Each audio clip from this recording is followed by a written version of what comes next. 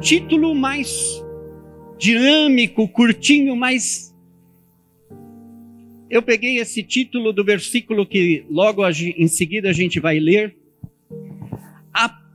Volta.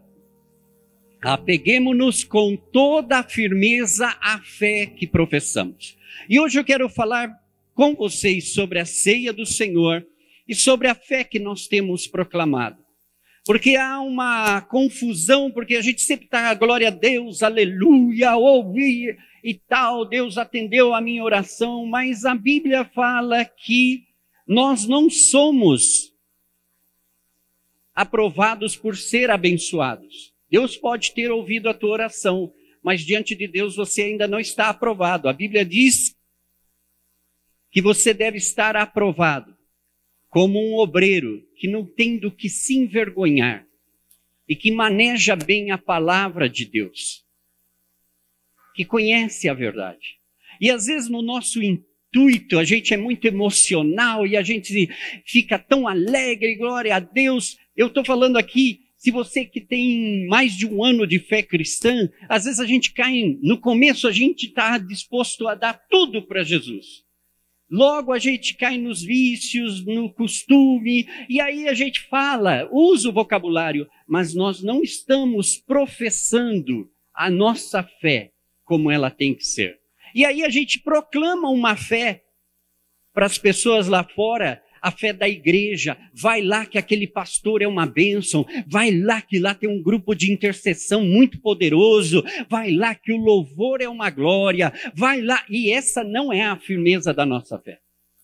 Você não está firmado no louvor da igreja, você não está firmado nos pastores e líderes do ministério, você não está firmado em questões humanas. A tua fé tem que ser firmada em Jesus Cristo. E se está fora de Jesus Cristo, meu irmão, sinto muito te dizer, os anos de evangelho não te ajudaram a entender de que a fé vai além daquilo que você está acostumado. Nós precisamos voltar às raízes do evangelho e aquilo que nós cremos lá atrás, em um princípio, devemos colocar de volta no nosso coração. Apocalipse nos exorta a voltar para o primeiro amor. E às vezes nós nos acostumamos com as atividades da igreja e esquecemos de que não estamos aqui por nós. Estamos aqui em primeiro lugar por Ele. Eu quero agora ler, agora sim, Hebreus 4, 14, 15 e 16 diz assim: portanto, visto que temos um grande sumo sacerdote que adentrou os céus, Jesus, o Filho de Deus, apeguemo-nos com toda a firmeza à fé que professamos, pois não temos um sumo sacerdote que não possa compadecer-se das nossas fraquezas, mas sim alguém que, como nós, passou por todo tipo de tentação, porém sem pecado. 16. Assim sendo, aproximemo-nos do trono da graça com toda a confiança, a fim de recebermos misericórdia e encontrarmos graça que nos ajude no momento da necessidade. Eu vou ler uma citação de um evangelista latino-americano, Isaías Saldívar. Ele diz assim, isso principalmente para os maiores, se você já frequentou algum tipo de igreja, presta atenção nessa citação. Se você deixou a igreja porque não se sentia alimentado, lembre-se que só os bebês precisam de alguém para alimentá-los. Quando nós somos bebês espirituais, nós precisamos que alguém nos ajude, nos alimente. Mas se 20 anos depois você ainda não aprendeu a tomar leite sozinho, você está com problema. Você afiançou a tua fé em circunstâncias, em pessoas. E se o pastor não orar por você, você perde. E se a igreja não te visitar, você perde. E se o ministério não fizer alguma atividade, você perde. Você já está perdendo há muito tempo se você está confiando nos ministérios e não em Jesus Cristo. Bem-vindo à casa de Deus se você é recém-convertido, se você se converteu estes dias. Amém. Nós estamos aqui, a comunhão entre os irmãos é para ajudar uns aos outros. Mas se você já tem anos de casa e ainda não sabe comer da palavra de Deus, ainda não sabe edificar a tua fé orando no Espírito Santo, ainda não aprendeu a ouvir a voz de Deus, algo está errado com essa igreja. Nós não podemos passar 1000 anos esperando que os anjos venham trabalhar em nós. Nós somos guiados pela palavra. A falta de entendimento da palavra que nos leva a gente a perecer. Não é a falta de ir no culto. Você pode vir no culto 24 horas, participar de todos os retiros espirituais da tua vida.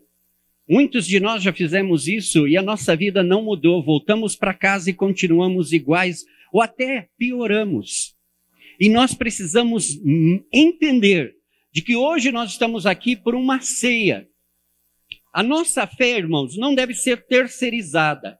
Assuma a responsabilidade do seu relacionamento com Deus. Nós estamos vendo que no discipulado a dificuldade é que muita gente não quer ser responsável com o seu relacionamento com Deus.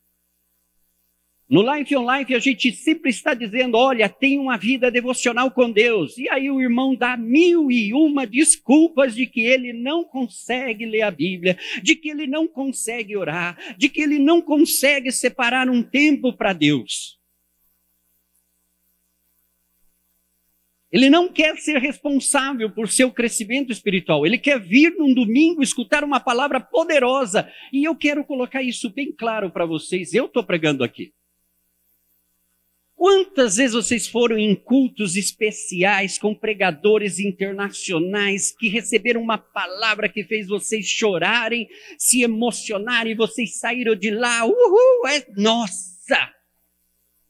O que mudou na tua vida aquela palavra? O que realmente aconteceu quando você voltou para casa? Possivelmente menos dinheiro no bolso porque alguém pediu uma oferta. Possivelmente criou uma ilusão, você fica imaginando que os outros são acessíveis a Deus e você é um mero coitadinho que não pode nem chegar perto do Senhor Jesus. Quem sou eu? Deus sabe que eu sou um mísero pecador. Você ainda não entendeu o sangue de Jesus. A ceia representa o amor de Deus por nós. Ele entregou o seu corpo para que nós fôssemos curados. Ele derramou o seu sangue para que nós fôssemos perdoados e aceitos diante de Deus. A ceia, meus irmãos, mesmo aqui no aprisco, que já fizemos várias mudanças na forma de servir a ceia, ainda existe muita picuinha, muita coisa, é que tem que fazer assim, que tem que ser... Irmãos, esses elementos só representam algo que, de verdade, você só vai experimentar algo maravilhoso e superior à tua salvação quando você estiver cara a cara com Jesus nos céus. Quando Jesus tomou a ceia, ele tomou com 12 homens.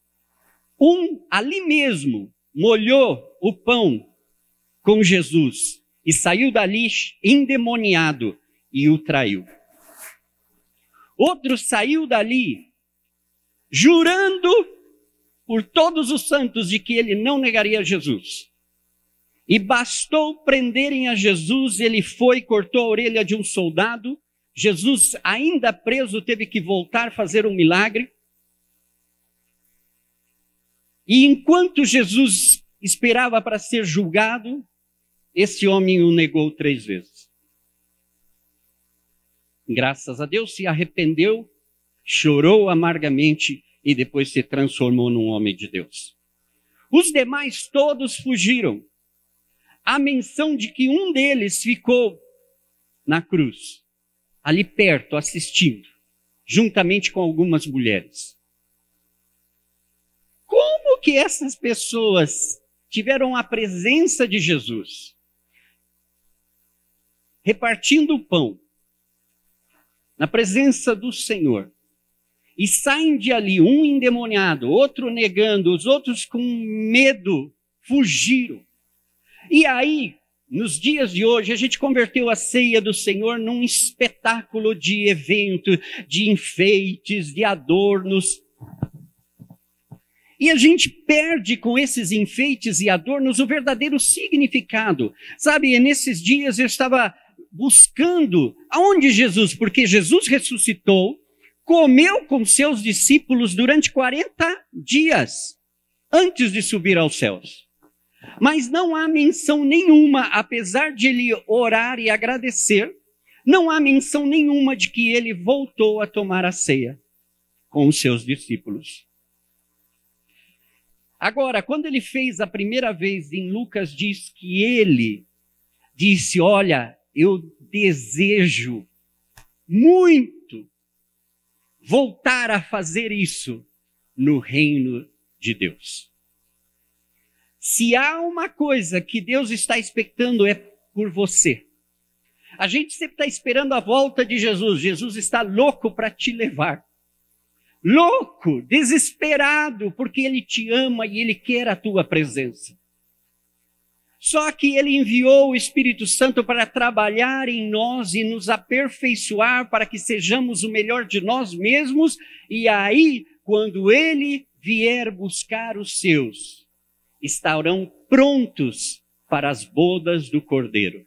E lá, naquele dia, um vinho celestial, um pão celestial. Mesmo assim, tudo o que você vai querer estar é olhando para Ele, pelo que verdadeiramente derramou a sua vida por você. Você aceita a sua identidade em Cristo? Aliás, eu quero perguntar, você entende que você tem um RG em Jesus Cristo? Está na hora de vocês lerem a Bíblia e começarem a buscar a identidade de Deus na vida de vocês. Porque falar, eu sou de Cristo, glória a Deus, aleluia, gente, tudo isso é balela. Essas coisas são emoções. Às vezes a gente está tão emocionado e a gente diz, olha o Espírito Santo. Sabe, quando o Espírito Santo entra em nós, a primeira coisa, primeiro, o mundo não vai fazer parte da tua vida. A tua carne não vai dominar a tua vida. Então, se você ora em línguas e sapateia e tal, e 5 minutos depois está mais na carne, mais no mundo, pensa bem que tipo de espírito você está recebendo aí. Porque pode ser, e é quase certo, de que o Espírito Santo não é. E a gente precisa cair a ficha. Meus irmãos, já passou um mês de 2020. Até quando nós vamos ficar nessa coisa de glória a Deus, aleluia, sim, amanhã eu faço, não, eu vou buscar mais tarde. Esse pode ser o último dia das nossas vidas. E se nós estamos preparados agora, quando? Quanto mais a gente vai esperar? Há um mês atrás nós estávamos festejando o novo ano e proclamando de que vai ser o ano da vitória, que nós vamos começar de novo, que nós vamos ter a Jesus. Um mês já passou. Se nós estivéssemos no Antigo Testamento hoje, eu diria para vocês, no segundo dia do segundo mês,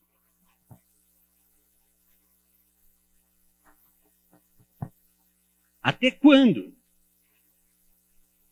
Você foi redimido, essa é a tua identidade. Você foi redimido, resgatado dos seus pecados. Você foi salvo da morte e condenação eterna. Você recebeu poder através do Espírito Santo e autoridade através do nome de Jesus e o seu sangue derramado. Você foi comissionado pelo Senhor Jesus a anunciar as boas novas do reino de Deus. Você se identifica com isso? Amém? Aqui é fácil. Você se identifica quando você sobe no trem, no ônibus, você pega o teu carro na Castelo ou nas marginais de São Paulo num dia de trânsito infernal. E essa manifestação da tua identidade está ali presente. Os motoristas que olham o teu carro, mesmo não sabendo quem é você, percebem que você tem uma atitude diferente no meio de tanta gente furiosa, rancorosa, odiando, querendo enfrentar-se uns aos outros. Quando você entra na tua empresa, as pessoas percebem essa identidade em você. As pessoas percebem e falam, nossa, esse cara é redimido. Nossa, ele vive como se não tivesse culpa. Ele é livre. E vive no mesmo lugar. Como pode? Como pode ele se sentir livre e eu me sinto preso? A identidade. A identidade vale mais se você reconhecer aquilo que Jesus fez. Muitas vezes eu já falei aqui nesse púlpito.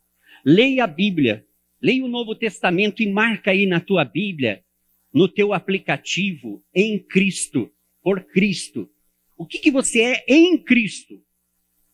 O Maurício é um miserável homem pecador, mas em Cristo eu sou mais do que vitorioso. Em Cristo eu posso todas as coisas. Em Cristo existe uma série de coisas que eu posso fazer. Mas se for eu mesmo, não sirvo para nada. Mas em Cristo eu tenho meu peso em ouro. Se eu assumo a minha identidade. E como eu já falei, nós precisamos assumir a nossa responsabilidade de crescer, de amadurecer, irmãos. Nós não estamos amadurecendo, nós estamos vivendo anos na igreja e 20 e tantos anos depois nós não crescemos.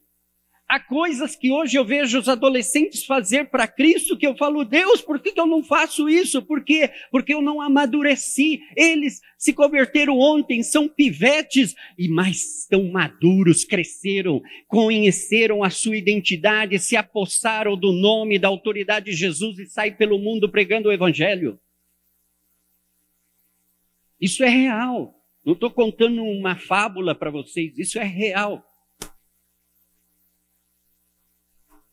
Busquem nas redes sociais o movimento Céu na Terra e vocês vão ficar surpresos de ver garotinhos arrasando com a pregação do Evangelho.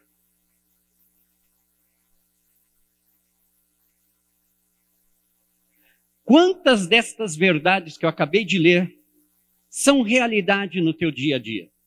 Você sente no dia a dia, principalmente naquele dia atribulado, onde as coisas parecem que o céu ficou negro e choveu mais do que as chuvas que estão caindo. E a tua vida parece que você se sente abandonado por tudo, até por Deus. É nesse momento que a tua identidade vai te dar o poder para você se levantar no meio das trevas e ordenar que haja luz. No meio da tribulação e você proclamar, eu vivo em paz. É a identidade. A identidade que representa a ceia do Senhor. Foi o que Ele já fez por você. O fator que nos converte em seguidores de Jesus é a atitude que temos como testemunhas da nossa fé e devemos crescer na graça e no conhecimento. E vocês, não está aí? Eu vou ler para vocês um texto bem longo. Está em Colossenses, capítulo 1, versículo 9 até o 23. E eu quero que você, como está escurinho, não tente ler. Se você tiver um celular e pode, amém. Caso contrário, só ouça, mas presta atenção. Por essa razão, desde o dia em que ouvimos, não deixamos de orar por vocês e de pedir que sejam cheios do pleno conhecimento da vontade de Deus, com toda a sabedoria e entendimento espiritual.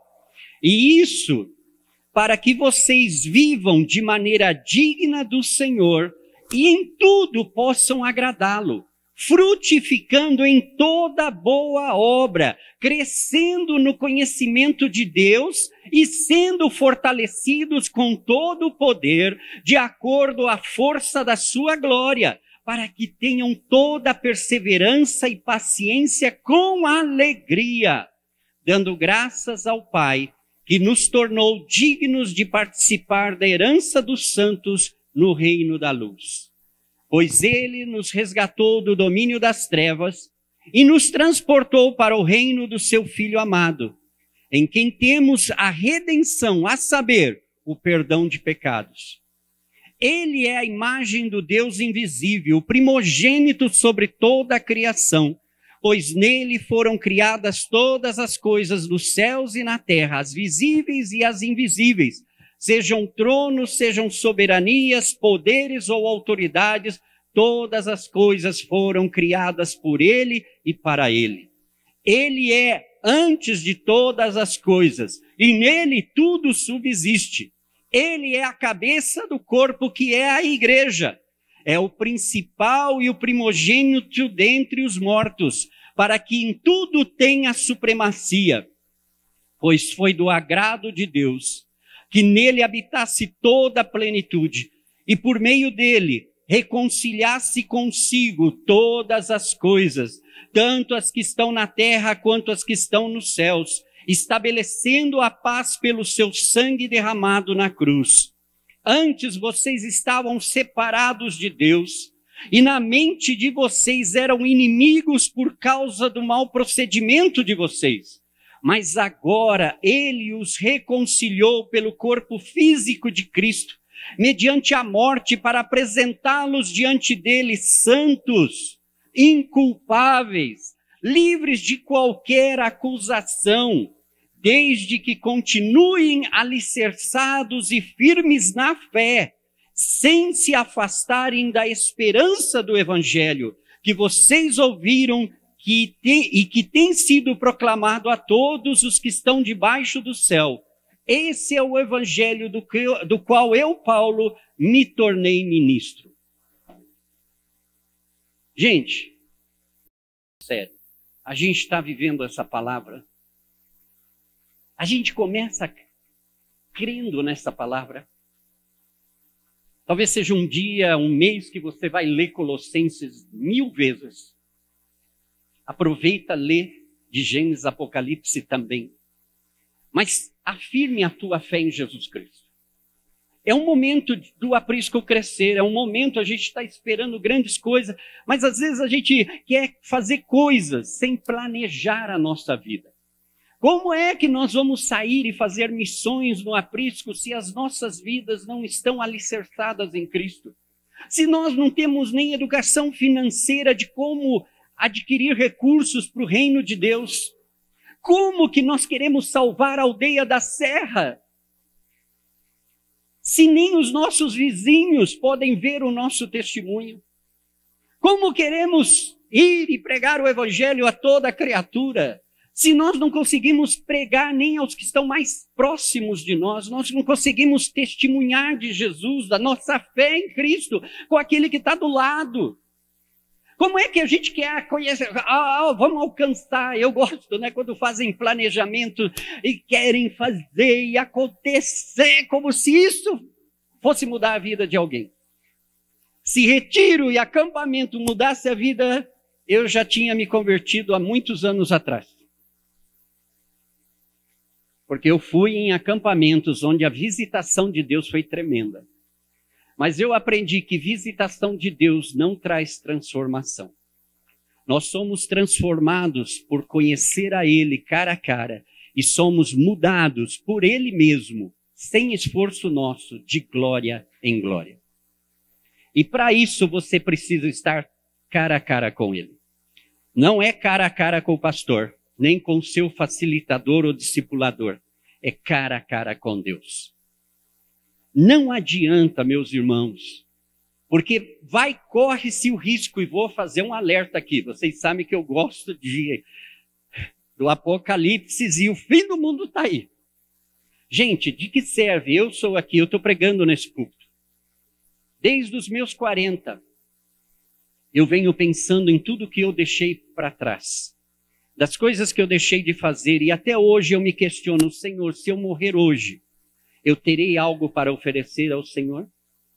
Ou vai que eu chego aí e Deus vai falar, Maurício, não valeu os teus sermões.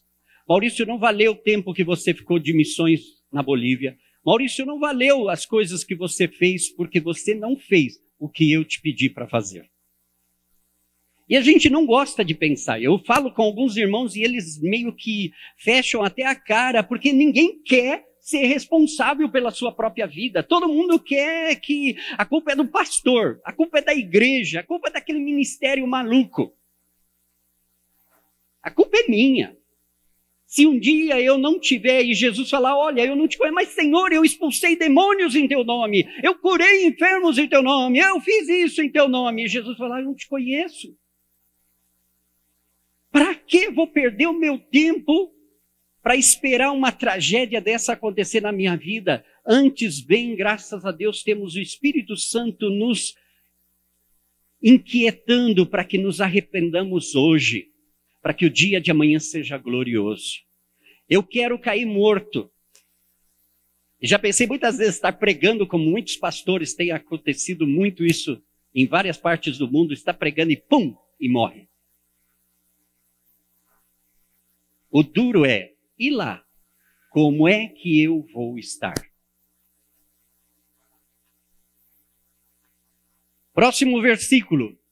Em Hebreus 11:6, um versículo que nós conhecemos de memória, mas que quando a gente está atribulado, a gente perde o sentido deste versículo. Sem fé é impossível agradar a Deus, pois quem dele se aproxima precisa crer que ele existe e que recompensa aqueles que o buscam. Nesse dia, deposite a tua fé em Jesus Cristo. Renove a aliança no seu sangue e enfrente as tuas dificuldades sem temor. Creia na palavra de Deus para a sua vida. Cada um de nós tem alguma coisa que nos incomoda grandemente, que nos envergonha. Às vezes aquele pecado que ainda não deixa de assediar a nossa vida. E por mais que a gente já orou, já expulsou, já fez cura e libertação, e por mais que a gente já fez tudo o que a gente tinha que fazer, não resolveu. A única forma disso ser arrancado das nossas vidas é olhar para Jesus.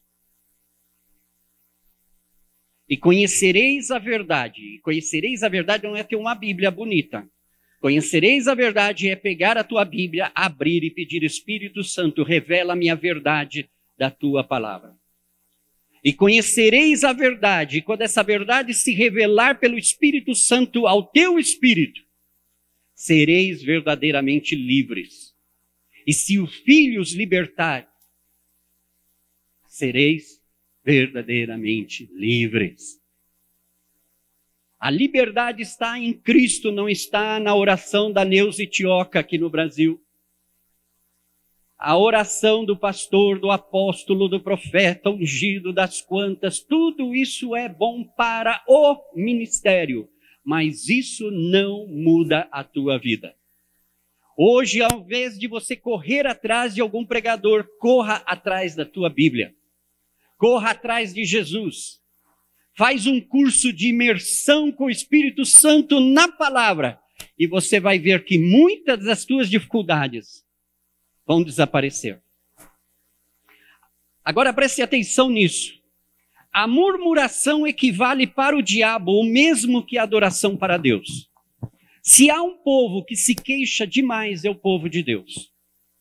A gente murmura por qualquer coisa, a gente reclama da vida, do céu, do diabo, quando a gente está fazendo isso, se você é um murmurador, você está dando adoração ao diabo, não a Deus. Por isso, mude o teu vocabulário. Nos dias de hoje, onde a gente escuta tantos coachings falando, sabe, uma das verdades que os coaches estão usando e que está na palavra de Deus é: mude a tua mentalidade, o teu mindset. Muda aqui, meu irmão. Como? Assistindo Netflix, aquele... Não. Na palavra. Como eu vou mudar a minha mentalidade e não me conformar com este mundo do jeito que ele está? Mudando a minha mente. Através do quê? Da palavra. Renovando os meus pensamentos com a palavra. Vocês viram que a Bíblia não é um livro qualquer. E a maioria de nós, a gente não respeita a palavra de Deus. Eu tenho orado e ontem eu passei um tempo aqui orando, pedindo, Senhor, que o temor de Deus caia sobre nós. Nós precisamos voltar a temer a Deus, a ser reverente às coisas de Deus, a dar valor àquilo que é de Deus. Valorizamos o carro 0 quilômetro e a nossa Bíblia está ali. Valorizamos tantas coisas materiais e a nossa Bíblia está ali. Valorizamos gastar horas vendo um seriado, mas a nossa vida devocional está ali, abandonada. E aí depois a gente vem para a igreja e fala, pastor, ora por mim porque eu quero a bênção, aleluia. E você sai daqui, talvez abençoado. O problema é que você não sai daqui aprovado. Eu quero ser aprovado, não me importa se Deus vai me dar ou não. Eu preciso ser aprovado. Eu não quero me envergonhar. Não quero estar num púlpito para sentir vergonha de mim mesmo. De não saber de que eu preciso crescer. E há uma coisa que eu percebo nas pessoas que são maduras. As crianças brigam. Elas querem título, elas querem posição. Pessoas maduras, por mais que saibam tudo, ouvem os menores que elas e prestam atenção. A diferença de um líder é que o verdadeiro líder é aquele que depois que fez tudo, o povo dele vai chegar a essa conclusão. Nós fizemos. Ninguém nem vai lembrar do líder, porque o líder os fez fazer o que eles deveriam fazer. E o maior líder que nós temos é Jesus Cristo. Ele já fez tudo por nós. E a gente ainda acha que porque a gente vem no culto e a gente fez uma oração, a gente subiu no monte, a gente fez muita coisa. Ele já fez tudo, querido. É que você ainda não entendeu o reino de Deus. E a gente está nele, e a gente vai viver nele, e a gente precisa aprender a andar nas leis do reino de Deus. A fé vem através dos pensamentos de Deus implantados no teu espírito pela palavra, avivada pelo Espírito Santo. Não menosprezes as Escrituras deixando de ler a Bíblia. Hoje é dia de renovar a aliança com Deus e seguir avançando para as coisas que estão adiante, prosseguindo para o alvo, a fim de ganhar o prêmio do chamado celestial em Cristo Jesus. Hoje é o nosso dia. Sabe, eu não estou falando a palavra de Deus para você sair daqui murcho. Eu estou falando a palavra de Deus para que você saia daqui desafiado a ter uma vida diferente, a crescer de tal maneira que quando chegar dezembro de 2020, você seja uma pessoa totalmente renovada, espiritualmente madura, crescida na graça, no conhecimento de Jesus Cristo e não tenha que depender de um cursinho de discipulado para aprender algo da Bíblia, porque conhece o Deus da Bíblia. E de antemão, para aqueles infantis que acham que eu sei tudo, eu não dependo de mais ninguém, quando você souber tudo, você vai aprender a se submeter uns aos outros. Essa é a dádiva de uma pessoa cheia do Espírito Santo. Quando ela é cheia do Espírito Santo, ela não fala, eu sou cheio do Espírito Santo. Ela tem uma atitude cheia do Espírito Santo. E as pessoas cheias do Espírito Santo, em primeiro lugar, são humildes. Não reclamam, não murmuram. Amam até aquele espinho na carne. Amam. Quando você é cheio da palavra de Deus e o teu coração começa a se encher com a glória do Espírito Santo, a tua vida vai ser diferente.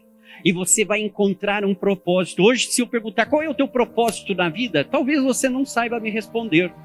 Mas eu espero que em 2020, no final deste ano, eu possa perguntar, ou você melhor, vocês vão me lembrar e falar, Maurício, eu sei o meu propósito. Eu conheço o meu propósito em Deus. que vai além das atividades da igreja. O teu propósito não é ser diácono do louvor, missionário, isso ou aquilo. É o teu propósito em Deus. Deus te criou, Ele ungiu você com o Espírito Santo para melhorar você mesmo. Você não tem que ser cópia do Billy Graham. Você tem que ser você mesmo. Se você é João, seja o melhor João da história. Se você é José, seja o melhor José da história. Eu quero ser o melhor Maurício da história. Mas eu preciso andar na dependência do Espírito Santo.